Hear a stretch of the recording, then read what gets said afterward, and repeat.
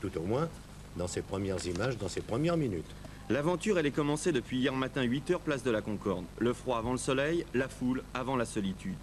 D'ici 3 semaines, une partie des 321 équipages aura allié Dakar via l'Algérie, le Niger, la Haute-Volta, la Côte d'Ivoire peut-être, le Mali et la Mauritanie. Mais en attendant, ils ont déjà traversé la France et accompli 2 spéciales. La première, au camp militaire de la Grémuse, près d'Orléans, la seconde ce matin à Nîmes, au camp des Garrigues. 2 épreuves importantes pour déterminer un classement et donc un ordre de départ à partir d'Alger. Être les premiers au départ de la Ville Blanche était l'un des soucis de Jacques X et Claude de Brasseur, le couple vedette de ce 5e Paris-Dakar. 6e hier de la première spéciale, ils ont pris cet après-midi la 9e place, à 55 secondes de l'Arctique sur Range Rover, et ne partiront donc pas à la place espérée. X et Brasseur vont vite, très vite, parfois trop vite. L'an passé, ils avaient raté un contrôle de passage entre Timéyaoune et Gao et avaient écopé d'une pénalisation de 5 heures, fatale pour la première place. Ces 2 spéciales ont été l'occasion de vérifier le matériel, d'effectuer les ultimes tests, les derniers réglages. Il faut dire que les parcours choisis ressemblent un peu au sable du désert, même si c'est encore de la bonne terre, bien de chez nous. À l'issue des parcours français, c'est l'équipage Pierre Lartigue, Patrick Destaya sur Range Rover qui occupe la première place au classement général, devant les 2 pilotes officiels de la voie, Briavoine et Dollière à 1 seconde, Pierre Tessa 3e à 10 secondes, Medj est 4e à 54 secondes et X Brasseur 5e à 1 minute 1 seconde. Au classement moto, par contre, c'est Bakou sur Yamaha qui est en tête. Les écarts, vous le voyez, qui ne signifient pas grand-chose, rien encore de bien précis, mais donnent déjà une idée sur la forme et je dirais la pêche des concurrents. Après ces 2 premiers jours, ce qui frappe surtout, c'est l'engouement populaire de ce Paris-Dakar. 20 000 personnes à la Concorde, des milliers tout au long de la route, 8 000 à Cahors, 10 000 à Toulouse cette nuit. Et peut-être 100 000 au camp de la Garrigue à Nîmes. Et bienvenue à Automoto qui, vous le remarquez, débute à 18 h 35. Et d'ailleurs, il en sera ainsi tout au long de la saison 83. Notre carte de bonne année, nous l'avons postée en Algérie, dans le Sahara, au bord des dunes et des bivouacs du rallye Paris-Alger-Dakar. Alors, avant de vous dire les péripéties de ce rallye, rejoignons en France Jean-François Dunac qui nous en dira, lui, les préparatifs.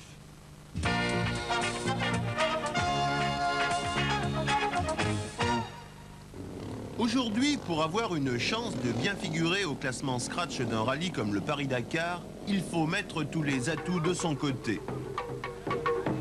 Voici des images qu'ils nous ont ramenées pour la plupart il y a à peine un mois d'Algérie. Une bonne manière de compléter son roadbook personnel et de vérifier l'efficacité de son engin.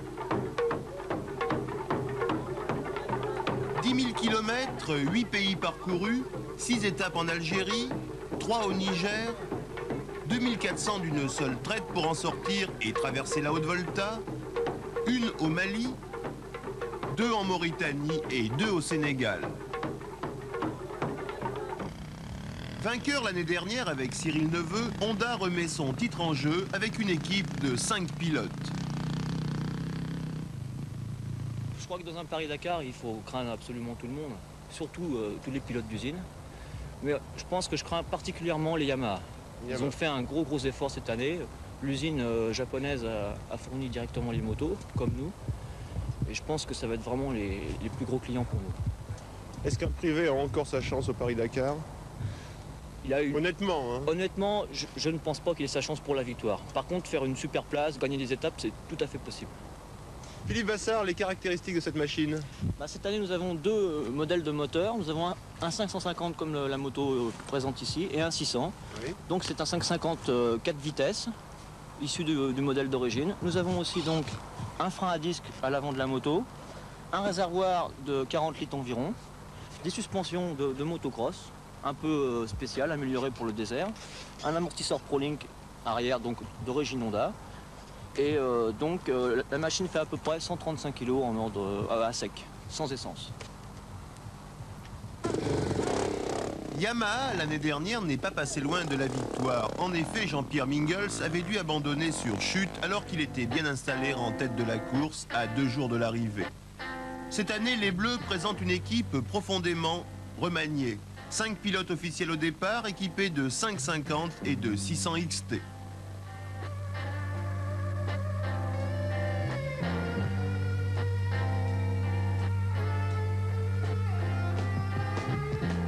À l'avant, nous trouvons une fourche de type cross avec des tubes de gros diamètre, de forte section et un débattement de 320 mm. équipé d'un frein à disque avec câble hydraulique. Ensuite, un radiateur d'huile pour les courses africaines en raison de la température d'huile. Une suspension arrière avec un débattement de 280 mm et type monochoc. Des pneus Michelin bien adaptés à cette course maintenant. Et un réservoir grande capacité pour les longues distances. Chez BMW, on est bien décidé à reprendre une victoire perdue il y a 2 ans. 1000 cm3, 160 kg, 200 km/h en pointe. Cette année, on part un peu en challenger plutôt qu'en favori. Je trouve ça très bien.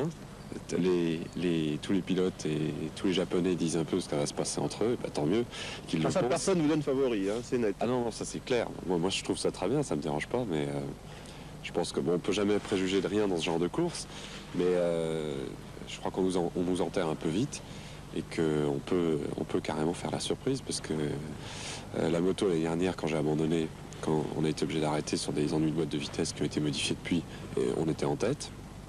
Ils s'en souviennent pas. Ils s'en souviennent pas. L'année d'avant, on a gagné, on a dit oui, mais les autres ont eu des ennuis. Ce qu'ils ont oublié, c'est qu'après avoir eu leurs ennuis, ils sont jamais revenus et que l'écart était toujours le même, c'est-à-dire 3 heures à la fin. Alors je pense que, enfin moi, je suis pas inquiet. Jamais en moto, la lutte n'a été aussi ouverte. Difficile en tout cas de faire le moindre pronostic. De toute façon, dans ce genre de rallye, rien n'est jamais acquis avant le drapeau à damier. Après les motos, passons aux autos avec les frères Marot, vainqueurs au volant d'une Renault 20 4 roues motrices l'année dernière. Cette année, ils repartent avec un nouveau prototype de leur conception, R18 Break, toujours à 4 roues motrices. Connaissant parfaitement le désert et ses difficultés, Claude et Bernard Marot sauront profiter de la moindre défaillance de leurs adversaires. En tout cas, 2 hommes qui ne seront jamais loin des avant-postes. Attention descendant, c'est...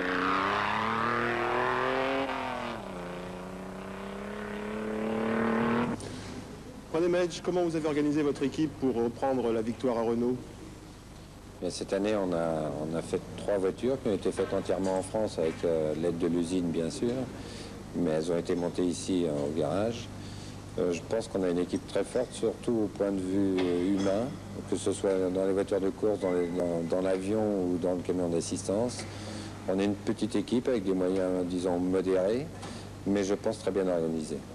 Pratiquement les autos, beaucoup de choses de faites dessus?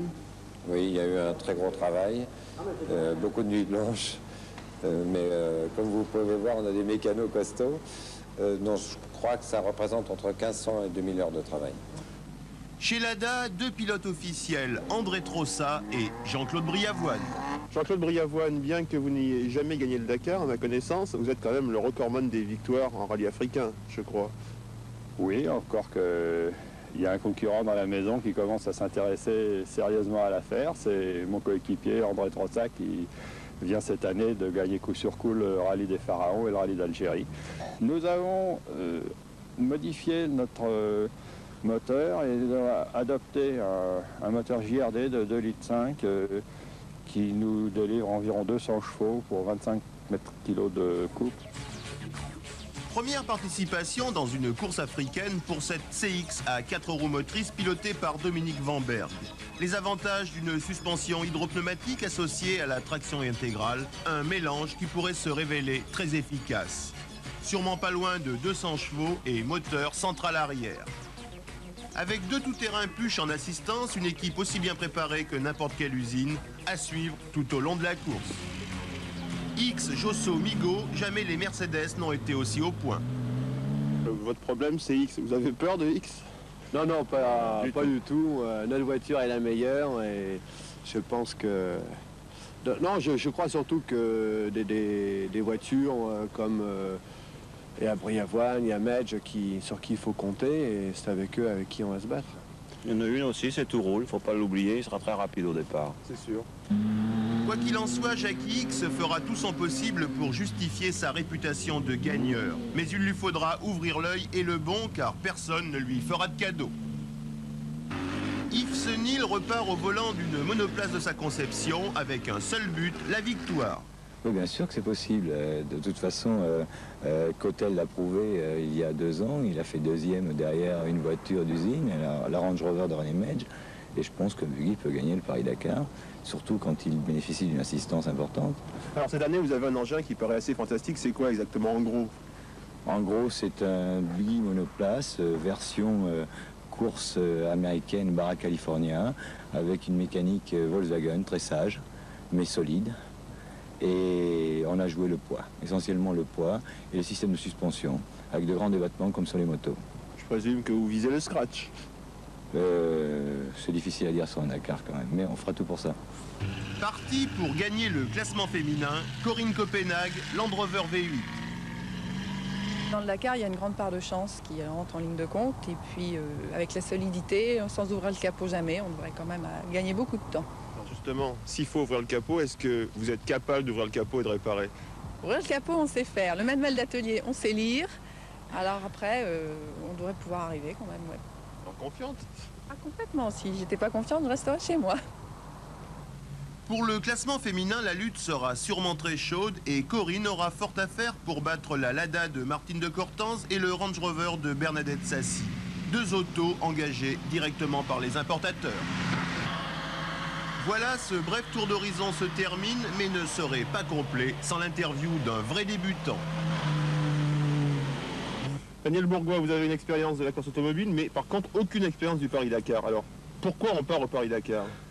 Pourquoi on part au Paris-Dakar? En fait, c'est une sorte de rêve, je crois, pour tous les gens qui font de la course automobile, de faire au moins une fois, je dirais, dans leur vie, le Paris-Dakar. Depuis 3-4 ans, cela prend une importance considérable et je crois que ça fait partie des choses que l'on doit faire. Est-ce que vous avez une vague notion des lieux où vous allez, des difficultés auxquelles vous allez être confrontés? Une très vague notion, effectivement. J'ai l'avantage, de par mon métier, de voyager beaucoup en Afrique, donc je connais une certaine partie du parcours, au Niger en particulier, le Sénégal également et le Mali, mais par contre je ne connais absolument pas l'Algérie. Alors, vous partez pour quel classement? Tout simplement la catégorie diesel, 4 roues motrices, et puis après on verra. Je pense que celui qui terminera en tête de cette catégorie ne devrait pas être loin des premiers au scratch. Aujourd'hui, samedi 8 janvier, les rescapés de ce 5e Paris-Alger-Dakar se trouvent à Ilizy. Ilizy, c'est à côté de Djanet et peu avant l'entrée dans le Ténéré, le redoutable désert. Pour notre part, nous revenons une nouvelle fois à Paris le 1er janvier, place de la Concorde, où tout a commencé.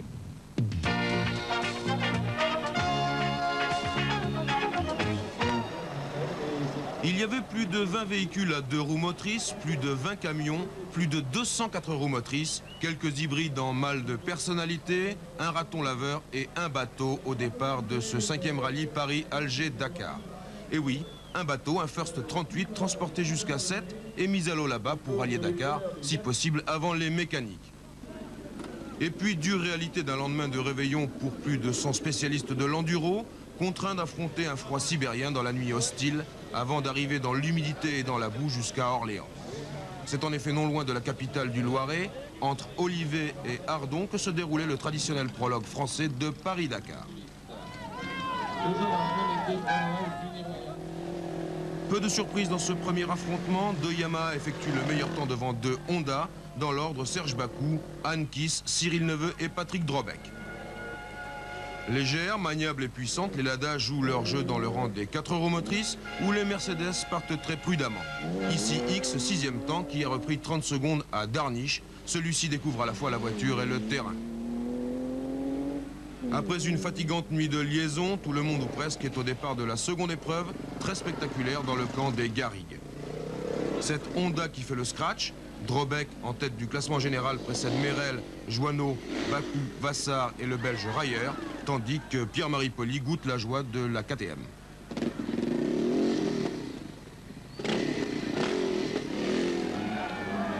Bien connu dans le milieu des rallyes sur terre, l'Artigue effectue le meilleur temps, il précède les Lada, Briavoine devant Trossa, et au classement général à 7, les 3 hommes sont regroupés aux 3 premières places en 10 secondes, Medj est 4e, X 5e.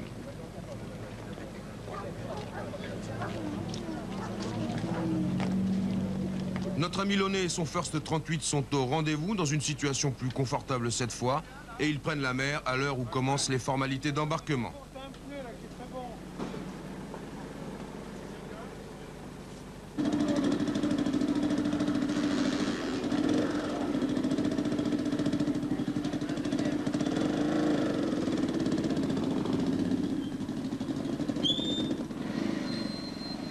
bon vieux bateau, c'est une bonne affaire pour le journaliste. Inutile de se presser, les vedettes ne peuvent pas échapper à l'interview, sauf à s'enfermer dans les canaux de sauvetage. Voici d'abord ceux qui ont été depuis le départ les plus entourés, Jackie X et Claude Brasseur, l'un et l'autre déjà dans leur rôle. Je crois que plus qu'ailleurs, le Paris-Dakar, c'est de la pondération. On a maintenant rencontré deux états spéciaux, c'est Olivet et les Garrigues. Je crois qu'ensemble, elles représentent 12 km, 12-13 km, c'est-à-dire que ce ne sont même pas les akouskis d'un repas normal. Les grandes difficultés, on les rencontre maintenant en Algérie. Le tout, c'est, à mon avis, d'avoir un matériel très fiable, c'est notre cas. On n'a pas le véhicule le plus rapide, ça sûrement pas. Le rôle de l'équipier, c'est de lire les notes et de pointer à l'heure. Ici, quel est votre rôle exactement? Déjà, à la base, il y a lire les notes et pointer à l'heure, bien sûr.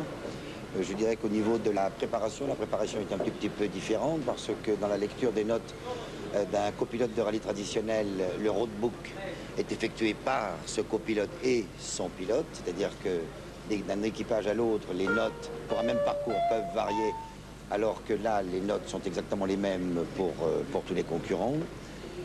Donc en fonction de ce roadbook et de tout ce que l'on peut imaginer du parcours, étude des cartes, au niveau de l'orientation, non pas qu'il y ait tellement de choix et de possibilités à faire puisqu'il y a un itinéraire précis auquel on est tenu de se tenir. Mais je crois que si vous voulez, moi en ce qui me concerne, et je crois que c'est valable pour tout le monde, le travail que j'essaye, la mission que j'essaye d'accomplir le plus précisément possible, c'est de pouvoir répondre à tout moment à n'importe quelle question de Jackie concernant la moyenne, concernant l'avance, le retard, l'orientation. Deux autres spécialistes de la vitesse et de la navigation, Darniche, qui dispute pour la première fois Paris-Dakar, et Josso, ils appliqueront eux aussi la même tactique que Jackie X. Bernard Darniche, quelle est la différence entre un rallye comme celui-ci et une grande classique traditionnelle de la route?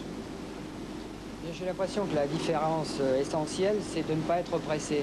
Et le but à atteindre pour pratiquement les concurrents, c'est d'essayer de terminer. À partir du moment où on voit qu'on peut essayer de terminer, on peut commencer à espérer à envisager un classement. Je crois que c'est une règle d'or, encore plus dans ce genre d'épreuve marathon, en fait, qui dure pendant 10 000 km au travers de pièges que je ne connais pas encore, que je vais découvrir.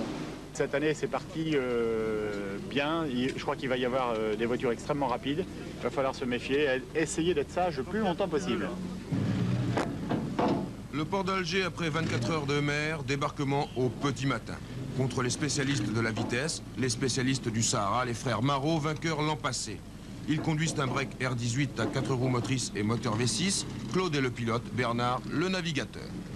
Paris-Dakar et aussi bien que le Cap Alger sont des courses marathon.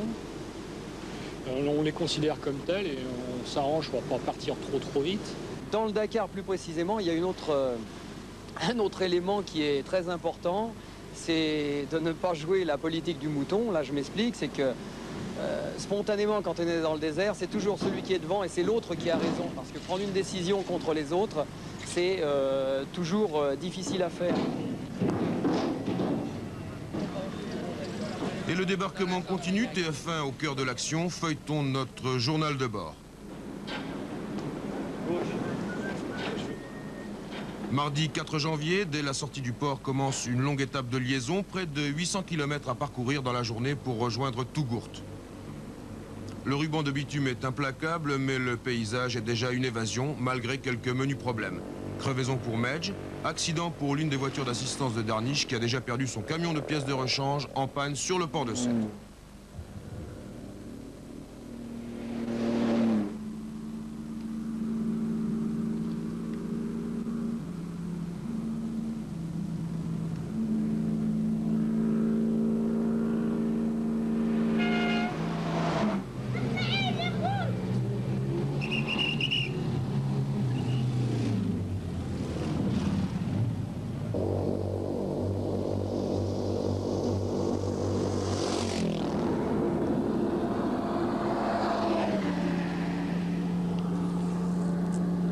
Côté moto, cette étape est une fastidieuse formalité. Arrivé au soir sur Tougourt, installation au bivouac, on pense déjà les plaies.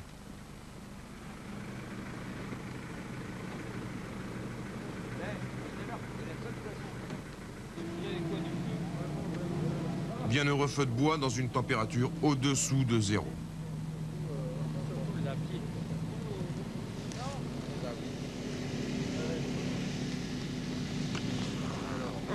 Pas trop non plus.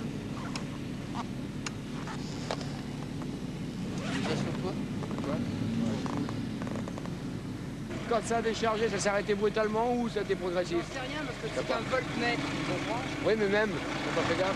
Je ne peux pas savoir, voltmètre. Il restait à peu près en pression à 10, tu vois, et puis, enfin à 12, et puis quand il est arrivé à 10, tout s'est arrêté, tu vois. Mercredi 5 janvier, 8 h du matin, les motos s'élancent dans l'ordre inverse du classement. Le premier à partir est Pierre Landreau de l'écurie Lafitte du Tronc. Il est copé de 15 heures de pénalisation pour panne d'allumage. Première épreuve spéciale significative, 171 km de sable puis de pierre entre Tougourt et Guérara. Et on verra quels sont les mieux armés pour remporter ce 5e Paris-Dakar. Premier classement également, c'est Gaston Rayer, champion du monde de motocross, qui effectue le meilleur temps et prend la tête du classement général sur sa BMW. Il précède la Yamaha de Bakou et 5 Honda pas moins, Vassar, Drobeck, Barra, Rigoni et Deseul.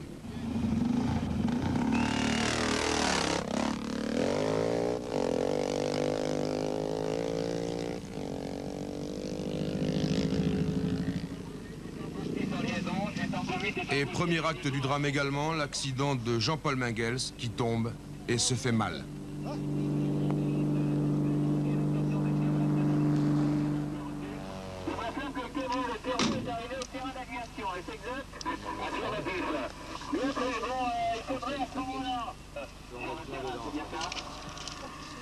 Est-ce que vous confirmez que vous pouvez le ramener vous-même ou est-ce qu'il faut envoyer l'hélico là, Charlie?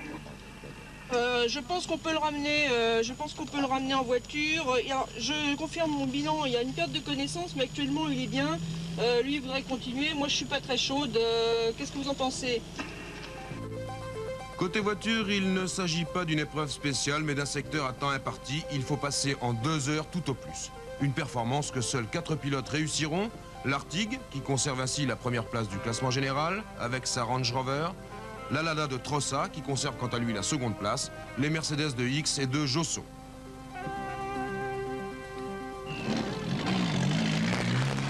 Et de fait, Jackie X revient à la 3e place où il rejoint Briavoine. Ils sont l'un et l'autre comptés à 1 minute et 1 seconde de l'Artigue, à 51 secondes de Trossa. Il précède de Range Rover, celle de Medj, qui décidément n'affiche pas la grande forme, et celle de Gabro, le pistard français associé dans cette aventure au skipper Alain Gabet. Dans le clan Datsun, c'est la déroute. Deschamps et Balavoine ont abandonné. Darniche et Giroud feront de même dans l'étape suivante.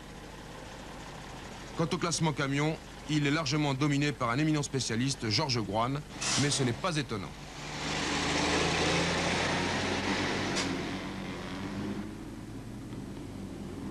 C'est un 4 roues motrices, c'est un gros camion, c'est un 19 tonnes. Il a 10 cylindres, beaucoup de chevaux, et il passe partout. Combien de chevaux? Presque 400 chevaux, 16 vitesses.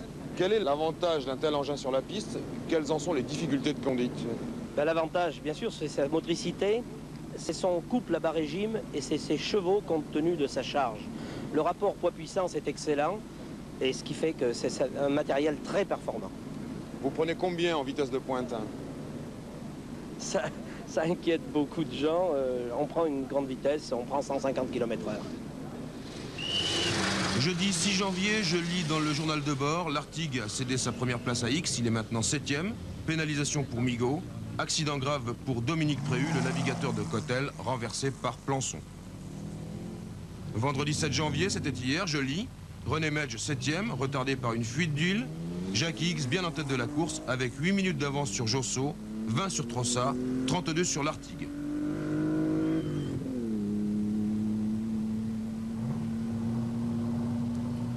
Du côté des frères Marot, rien ne va plus. 2h30 de pénalisation pour une panne d'essence. Ils sont à la 100e place du classement. Leur chance de remporter un 2e succès s'est quelque peu amincie. Gardons les plus glorieux pour la fin. Les 5,5 Honda ont déjà les choses en main. Vassar précède Deseul et Rigoni. Il reste 7000 km à parcourir.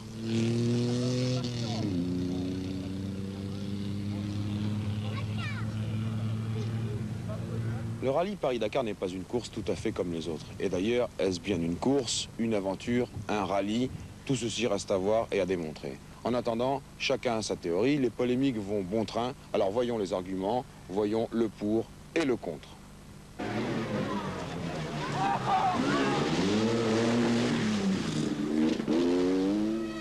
Ces quelques milliers de kilomètres à travers la France, à travers le désert, ces 400 équipages qui affrontent l'Afrique de l'Algérie au Sénégal ont à notre sens une première qualité. Ils ne laissent pas indifférents de ce côté-ci de la Méditerranée s'entend. La preuve, c'est qu'ils divisent en deux camps les amateurs de sport mécanique au sens le plus large du terme. Deux camps aux positions extrêmes. Le premier n'hésite pas à employer un terme historique que Napoléon adressa à Talleyrand. Le deuxième a décidé que dans cette épreuve et dans celle-là seulement se tient la vérité. Ainsi ce commentaire peu amène et sans nuance des frères Marot à propos des Grands Prix de Formule 1, mais en vérité, combien ont-ils vu de Grands Prix? On se le demande. Entre ces deux propositions, essayez la sagesse et tranchez le nœud gordien si vous le pouvez. Automoto vous expose quelques arguments. Au crédit de Paris-Dakar, mettons d'abord l'aspect flatteur et souvent inattendu des véhicules qui y participent. Ce sont eux qui sont en premier lieu à l'origine du franc succès de l'épreuve. Élégance des buggy, prestance des 4 ou des 6 roues motrices, superbe énormité des camions, préparation agressive des motos, hybridité des véhicules spéciaux, en tout une somme de trouvailles, d'innovations, de créations qui suscitent l'étonnement et attirent la foule des curieux. Sur le plan humain, le Paris-Dakar possède un attrait indubitable. Il met en exergue, aux côtés des conducteurs de 4 roues et plus, le fabuleux tempérament des motards. Il faut en effet une impressionnante dose de bravoure pour affronter les rigueurs de l'hiver en France, les 1001 embûches de la piste en Afrique, le tout à grande vitesse. Dans ce rallye qui prime l'expérience par rapport au brio, l'intuition par rapport à l'exactitude, on est souvent appelé à se dépasser soi-même, et c'est l'essentiel. Parlons maintenant en termes de course automobile. De ce côté-là, c'est la déception. Hormis quelques authentiques spécialistes, Medge, Lartigue, Briavoine par exemple, quelques authentiques professionnels de la vitesse, X, Josso, Migo qui sont en récréation, et quelques mordus des courses de franchissement, on ne va pas bien vite sur les routes du Paris-Dakar, et même parfois pas vite du tout. On est loin des Hunaudières au Mans, de la parabolique à Monza, du pont des Miolans à Monte-Carlo. Parlons aventure, et là aussi c'est une franche déception. Tout est mis en place pour aider ce beau monde. Assistance, cuisine roulante, balises de détresse, hélicoptères, avions, sans compter que dans le Ténéré, les camions de l'organisation passeront devant pour faire la trace. C'est vrai, une erreur de parcours dans le Ténéré, et c'est la mort quasi assurée. Alors pourquoi compliquer les choses? Où est donc la joie de découvrir peu à peu le désert et son oppressante beauté, d'y vivre quelques journées inoubliables, en faisant semblant d'y faire une course qui n'en est pas une? Et d'ailleurs, la plupart des motards ne se privent pas de donner à leurs adversaires sur 4 roues quelques sobriquets insolents.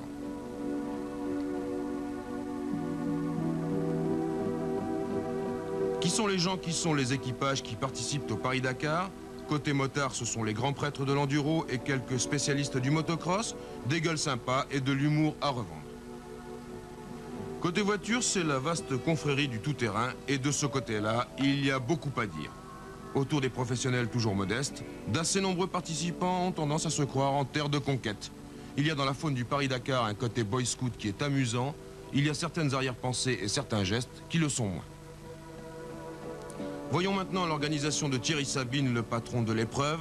Dans ses grandes lignes, cette organisation est excellente, trop peut-être. Bravo pour l'itinéraire qui est spectaculaire, bravo pour l'intendance. Dans le détail, en revanche, c'est plutôt flou.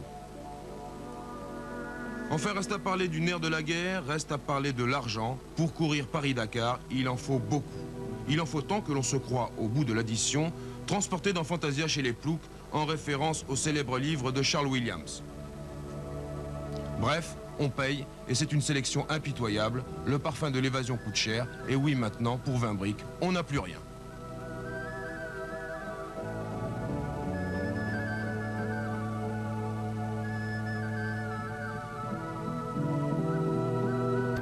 X et Brasseur, eux, ils sont partis, ils sont devant. C'est donc à la fois un rallye, c'est aussi un raid et c'est de toute façon une aventure. C'est un rallye pour les 30 meilleurs concurrents, toutes catégories confondues. Ils sont les mieux armés, ils représentent des intérêts puissants et bénéficient bien sûr d'une solide assistance. Cela court pour la victoire absolue. Pour tous les autres qui servent en quelque sorte de faire valoir aux vedettes, l'ambition n'est pas vraiment de terminer bien placé, mais plutôt de rallier Dakar dans les meilleures conditions possibles. Seulement le Paris-Dakar n'a jamais eu la réputation d'être une épreuve facile. Et la partie algérienne est d'autant plus exigeante qu'elle permet d'éliminer les plus faibles. Car déjà, y à peine arrivé sur les pistes super cassantes du sud algérien, toutes sortes de pièges attendent les concurrents. Pour se diriger et pour avancer sur la piste, les concurrents disposent d'un roadbook. C'est un carnet de route sur lequel sont mentionnés les kilométrages partiels entre 2 points précis et le kilométrage total. Les caractéristiques du terrain et ses dangers éventuels sont également répertoriés. C'est dans des voitures surchargées par le matériel de change,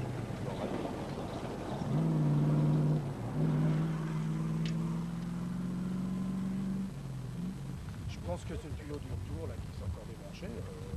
Déjà, l'année dernière, ça me l'avait fait déjà. J'étais tombé en panne, ça fait sur le même, parce que c'est son 4e range de la 15. Ah bon?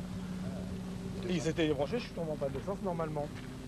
Et là, ce qu'il y a, c'est comme il démarrait pas, j'ai tiré sur le démarreur pour le mettre en route, puis ça s'ouvre.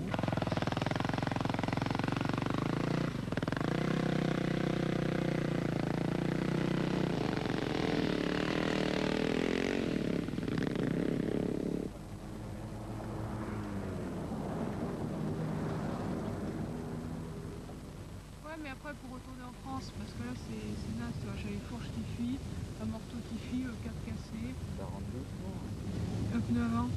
Oui.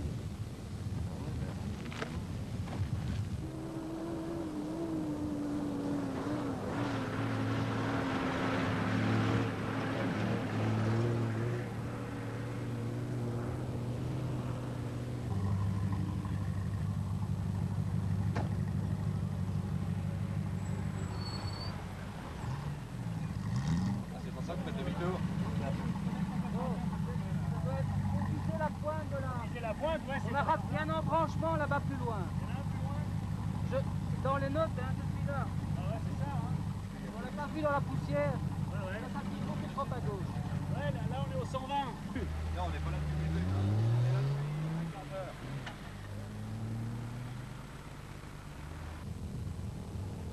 Et puis c'est là, avant d'arriver à Forges-Marlis, que s'est achevée l'aventure de Bernard Darmiche et de Bernard Giraud.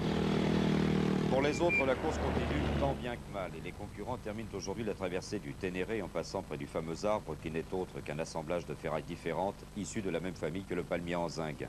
Certains, cependant, n'auront pas la chance d'y parvenir. Que vous est-il arrivé? Une rupture de rotule de direction. Et qu'est-ce qui s'est passé? Une roue qui est partie carrément à 90 degrés, on est parti un tonneau. Sur 2 roues et la voiture est partie, on a fait 4 tonneaux. Et vous rouliez à quelle vitesse? Je roulais vers 90 km/h. Et qu'est-ce qui va se passer maintenant? La voiture est morte? La voiture est cuite. Mon ami, on l'a embarqué pour des radios de contrôle, mais enfin je pense qu'il n'y a rien de trop grave. Voilà, et puis moi j'attends. On va voir ce qu'on va faire, soit la dépanner pour la descendre jusqu'à la porte. On va voir. Paris-Dakar, c'est fini. C'est terminé. Les concurrents vont attaquer demain l'étape marathon à Gadez-Corogo, longue de 2300 km. Thierry Sabine va tenter là-bas un pari important, mais selon les concurrents eux-mêmes, cette étape devrait normalement être plus épuisante que réellement cassante, et les positions au classement ne devraient pas, en principe, changer beaucoup. La semaine dernière, nous vous avions laissé à Ouargla. En moto, Serge Bacou, alors premier, va devoir laisser sa place à Gaston Rayet. Mais Gaston, lui aussi, va devoir abandonner pour laisser Philippe Vassart, Honda, entamer une série de 4 jours en tête de la course. Après les 2 roues, les 4 roues. Voyons quels sont les principaux concurrents. Sur leur Range Rover noir, l'Artigue et Destaya, 2 privés, vont se maintenir tout le début du rallye devant les pilotes officiels de la marque, représentés par Gabro et Medj.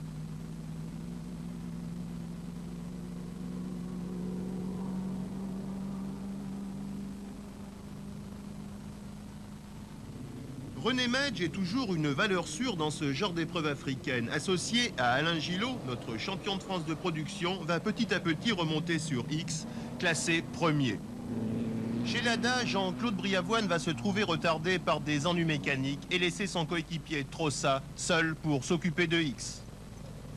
Pour les autres, les 100 grades du désert, il faut aller de l'avant et ce n'est pas toujours facile. Le jour, il faut piloter et la nuit réparer. À ce rythme, la fatigue devient vite omniprésente.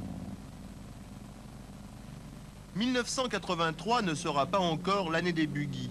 Monin, ici attaqué par le proto-Mercedes de Saint-Bille, se retirera après un tonneau.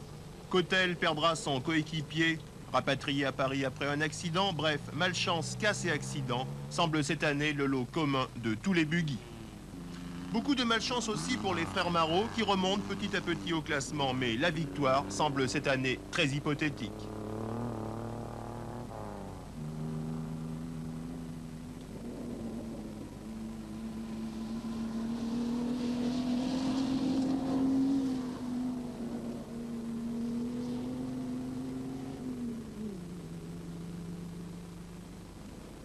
Tougourt, Ouargla, Elgoléa, les premiers jours de désert sont encore du ville à ville. Il est toujours possible le soir de trouver un garage, de faire effectuer la soudure indispensable.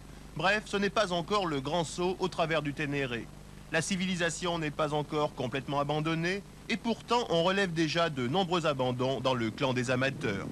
Les premières véritables difficultés, les concurrents les ont trouvées à partir d'Assi-Belguébour, une bourgade perdue dans le désert algérien. Beaucoup de sable, de nombreuses dunes à traverser pour continuer sa route. Sur les deux sides engagés, déjà un abandon. Seuls Renders et Verboven auront peut-être une chance de rejoindre Dakar. Philippe Vassart, déjà deuxième l'année dernière, semble avoir les moyens de remporter cette année la victoire pour Honda. Alors que chez Yamaha, Serge Bakou navigue aux alentours de la 10e place et c'est finalement le représentant de Yam Belgique, Olivier Kirkpatrick, qui effectue les meilleures prestations.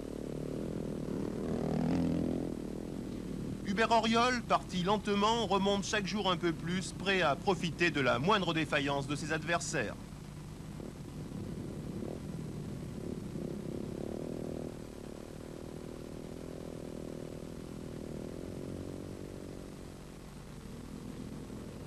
En moto, les étapes de plus de 350-400 km imposent aux concurrents un ravitaillement au milieu de l'épreuve spéciale.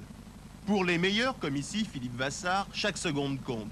C'est tout juste si on arrête le moteur, on fait le plein et c'est reparti.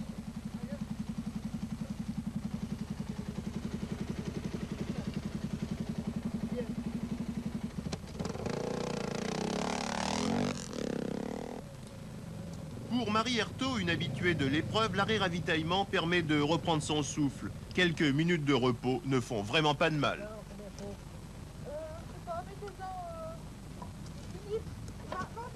Oh, vous êtes... Et elle est propre, 100%. Ça fait combien, 10 litres? Ça fait 15 litres. 15 litres. 15 litres. Ça suffit? 15 litres. Ça fait combien de sous? 35 dinars.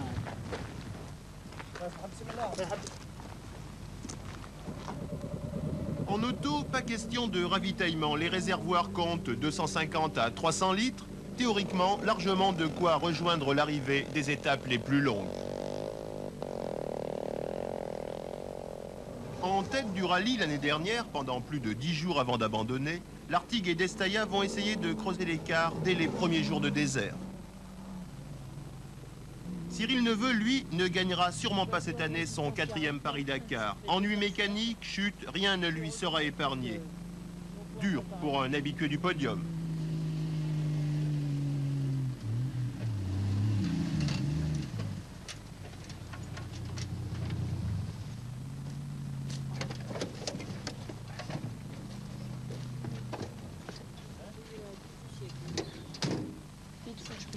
Qu'est-ce qui t'est arrivé?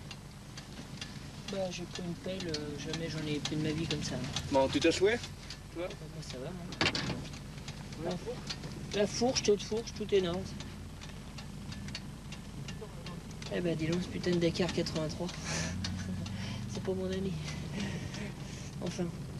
Derrière la dune? Oh, je sais pas comment j'ai fait. Là ou là? Là.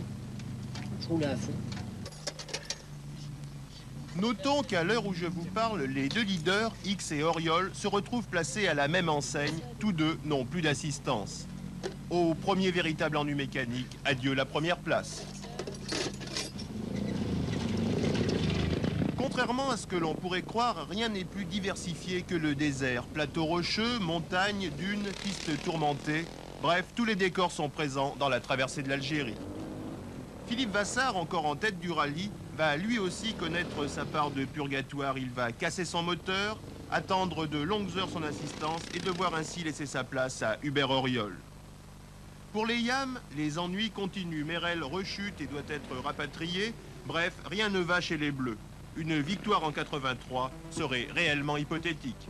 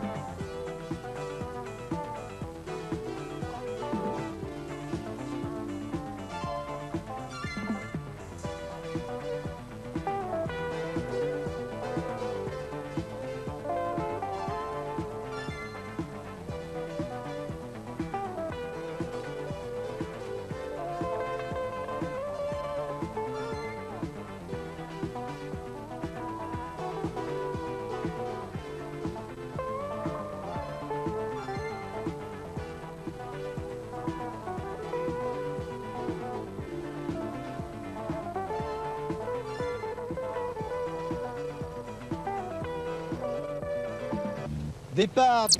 Souvenez-vous, c'était il y a 8 jours à peine. Le rallye vivait des heures dramatiques. Dans la traversée du Ténéré, dans la dernière véritable étape de désert, de la page des sports, le rallye allait basculer dans celle des faits divers. De nombreux concurrents ne pouvaient rejoindre l'arrivée de l'étape à Agadez, épuisés par la tempête de sable qui régnait sur la région. Pourtant, après quelques jours d'inquiétude, tout allait rentrer dans l'ordre. Tous les perdus allaient être retrouvés. Hubert Auriol et Jackie X menaient toujours la tête, ayant chacun conservé suffisamment d'avance sur leur poursuivant immédiat. Quoi qu'il en soit, la course allait continuer par l'étape la plus éprouvante de ce rallye. 2265 km d'Agadez à Korogo.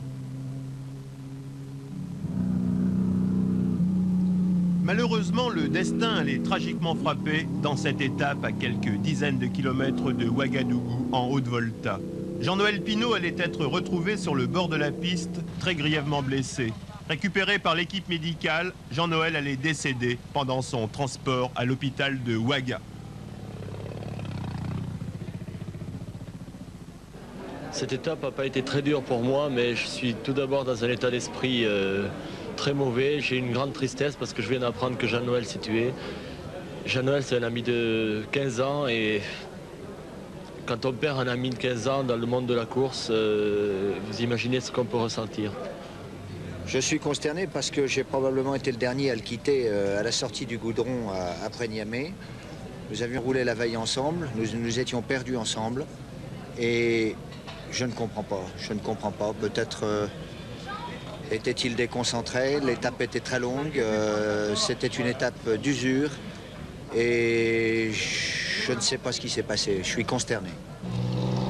À l'arrivée de cette étape marathon, peu de changements au classement provisoire. Toujours Hubert Auriol et sa BMW en tête, suivi par la Honda de Drobeck, la Yamaha de Kirkpatrick et la Suzuki de Joanneau. 4 machines différentes aux 4 premières places, mais 4 motos d'usine. Dur pour les pilotes privés. Pour les filles, c'est la lutte entre Nicole Métro, Véronique Anquetil et Marie Erthaud. Hier, j'ai crevé à 200 km de l'arrivée, j'ai crevé. Hier soir. Oui, tu sais pas, on est arrivé très tard. Oui, je vous ai vu arriver. On a souffert dans la poussière, quelque chose de on a fait les 200 Moi, j'ai fait 100 km. km de nuit, c'était horrible. On a fait 200 de nuit. Mais toutes les voitures nous ont passé pendant qu'on réparait. Et puis la poussière ne tombait pas, t'as vu, elle restait en suspension, c'était une horreur. Une catastrophe. Comment ça se passe, René? Mieux, de mieux en mieux. Le moteur marche bien maintenant et enfin tout va bien pour l'instant. Enfin c'est pas fini, on va essayer d'aller les chercher sur la piste. Il y a eu un gros trou. Oui, il y a 2 jours, ouais. On a bavé, on a attendu notre camion 8 heures et on en a bavé particulièrement. Il peut pas être partout, il nous aidait. pense que les plus durs, ça a été dû d'une part à des changements, notamment cette grande étape très longue, et puis d'autre part aussi à cause des conditions météo qu'on a trouvées dans le Ténéré, notamment, normalement cette étape devait être une étape presque de formalité. Et puis, vu que la visibilité était très basse, c'est une étape où tout le monde s'est paumé.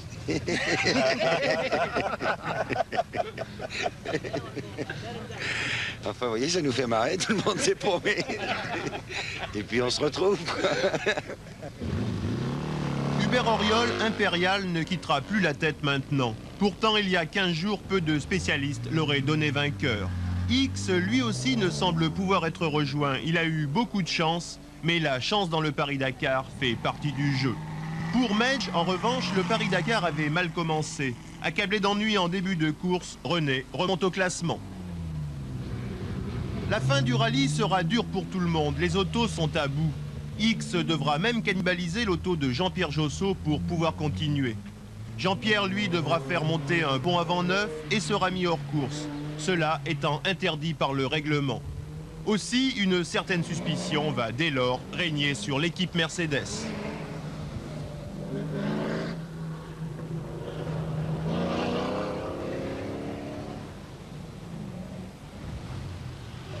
Quant au camion, le Volvo 4x4 n'aura rien pu faire contre le Mercedes de Groine. Pourtant, plus léger et beaucoup plus maniable, le Volvo arrivera à Dakar deuxième, derrière le monstre de 400 chevaux de l'équipage Groine de Saulieu-Malfériol.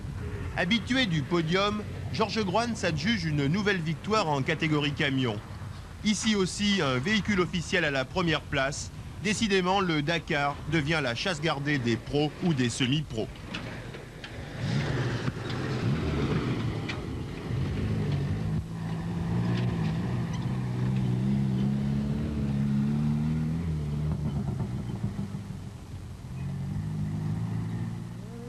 En tout cas, bravo le sidecar. À mener à Dakar un tel engin est toujours une extraordinaire performance. Voilà, pour terminer, voyons Hubert Auriol au ralenti dans un terrain particulièrement dur et cassant. En voyant le débattement des suspensions, on comprend mieux pourquoi la BMW a tenu la dragée haute à toutes les machines japonaises. Après ce résultat... Disputée entre mer et terre, pourrait-on dire, la dernière étape est à la fois la plus belle, la plus facile et la plus attendue. En apparence, une simple formalité pour Hubert Auriol, mais le pilote de chez BMW va connaître une alerte sérieuse. En effet, un problème électrique a failli tout compromettre et Serge Bacou va lui donner de précieux conseils qui permettront donc à Auriol d'obtenir son deuxième succès. Rappelons qu'un mois avant le départ, Hubert Auriol avait le poignet cassé à la suite d'un accident survenu lors des reconnaissances. Deuxième victoire, quelle a été la plus difficile à obtenir? Quelle est celle qui vous fait le plus plaisir? Les deux m'ont fait très plaisir pour des raisons tout à fait différentes, mais cette année, c'était d'abord physiquement et nerveusement très dur. Beaucoup plus dur qu'il y a 2 ans parce qu'on a eu quelques problèmes d'assistance. Et la fin de la course, j'ai vraiment...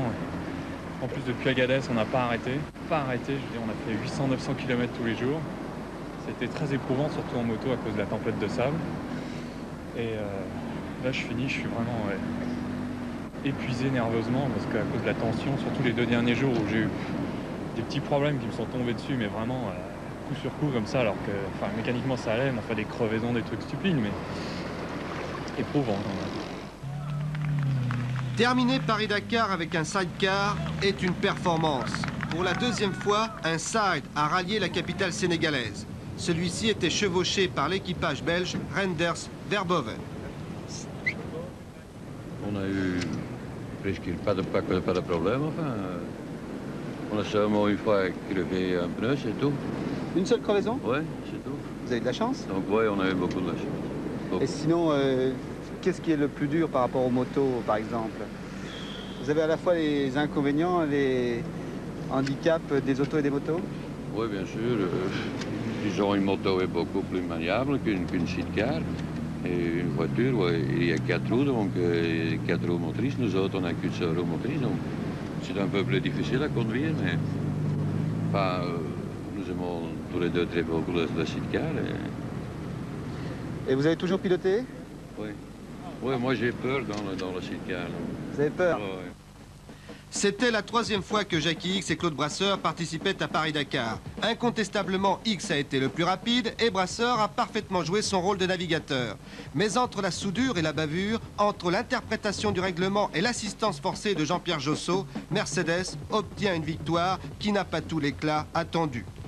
La firme allemande avait l'équipe la plus belle, la plus forte, la plus prestigieuse, la plus impressionnante et la plus chère. Mercedes ne pouvait pas, ne devait pas perdre.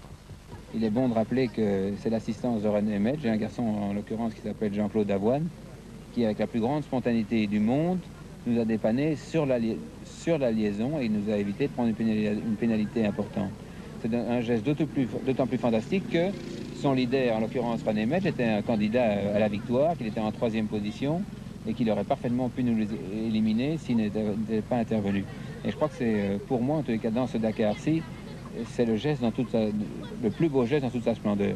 Ceci dit, ça n'enlève rien non plus au mérite de Josso, qui a été mon coéquipier tout le rallye, qui a été sacrifié, je dirais, au profit du cannibalisme, puisque j'ai eu besoin de pièces sur sa voiture. René Metz, quand votre mécanicien préféré répare la voiture de Jackie X, quelle est votre réaction? Aucune, parce que j'aurais fait la même chose. Et il sait très bien, c'est pour ça qu'il l'a fait. Finalement, au bout du compte, au bout de la course, c'est vous qui êtes sanctionné, c'est votre pilote René Metz qui a été éliminé. Je suis très déçu, je ne m'explique pas, il y a des sombres histoires, des problèmes, des on-dit. Je suis évidemment très déçu. Ça fait 20 jours de travail, 20 jours de défonce, pas une voiture à l'arrivée, c'est dur. Il n'y a pas de justice finalement dans la course? Non, c'est dur. Vous vous sentez comme une victime un peu ce soir? Oh, pas vraiment comme une victime, enfin Dakar j'y reviendrai sûrement, mais c'est un mauvais moment, un mauvais passage ce soir, oui. Est-ce que vous regrettez maintenant d'avoir dépanné Jackie X? Non, pas du tout, de toute façon je ne regrette pas du tout d'avoir dépanné Jackie X. Jackie y est pour rien, la course elle se fait sur la piste, elle se fait pas sur des histoires, sur des trucs à l'arrivée, après l'arrivée et tout, la course ça se fait sur la piste et je ne regrette pas du tout, non. René Metz a dit qu'il ne reviendrait plus au Paris-Dakar. Les commissaires ont également examiné longtemps la voiture de Jackie X avant de le déclarer vainqueur. Ma voiture est absolument conforme, mais conforme en tous les cas à l'esprit du règlement et du rallye. Même si vous avez changé de moteur, même s'il y a eu des pièces qui ont été changées, d'après vous, elles ont fait la distance? Je ne vois absolument pas où est le problème, à la mesure où il y a moins de 2 ans, quand les Marot changeaient 2 fois de moteur dans la même année, tout le monde trouvait ça absolument splendide et merveilleux. Je ne vois pas où est la différence. On a un petit problème avec le règlement qui est vasouillard. On aurait au moins dû mettre la deuxième voiture hors course alors qu'elle a continué à faire de l'assistance et qu'elle a resservi pour une autre pièce mécanique. Mais pour moi, ce que tous les gens nous ont demandé, c'est de poser réclamation et moi je suis contre, étant donné qu'on est 2e. Et on a fait une course très très saine et je voulais qu'elle reste comme ça. Il n'y a pas de sentiment de frustration? Non, pas spécialement, non. Je trouve ça dommage que le règlement soit pas très très net, c'est tout. Alors Oriol, X, Brasseur, c'est la QV 83, une QV de prestige pour le palmarès du Paris-Alger-Dakar.